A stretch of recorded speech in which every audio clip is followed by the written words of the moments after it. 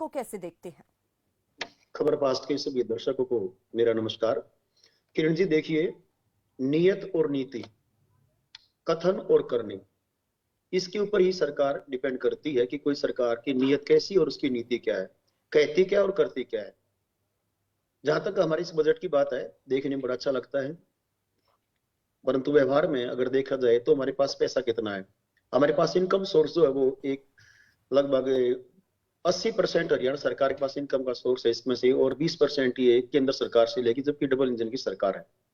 अगर हम इसकी तुलना करें अन्य देश के राज्यों के साथ औसत उनकी, वहां जो देश के अन्य राज्य हैं, स्वास्थ्य के ऊपर हमारे यहाँ खर्च हो रहा है 6.7%, 6%, जबकि अन्य राज्यों में 6.3% हो रहा है। शिक्षा पर हमारे यहाँ 14% खर्च हो रहा है, जबकि अन्य राज्यों में हो रहा है 14.8%।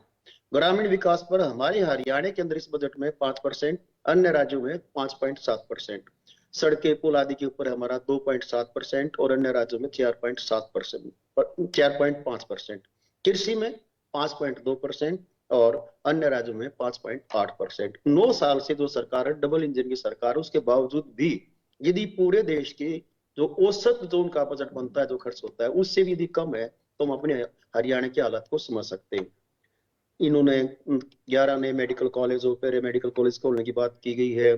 3 लाख इनकम वालों को चिरायु आयुष्मान भारत योजना के तहत शामिल करने का प्रयास किया गया है। ठीक है। लेकिन पीछे हम अखबारों में कई बार देखते हैं कि हेल्थ के अंदर मेडिसिन नहीं मिल पा रही है। कॉलेजों के अंदर, स्कूलों के अंदर जो सिस्टम है, स्टाफ ही नहीं है। जो स्टाफ है वो मोस्टली कॉन्ट्रैक्ट पर लगा हुआ है और उनको सरकार पक्की भी नहीं कर रही है।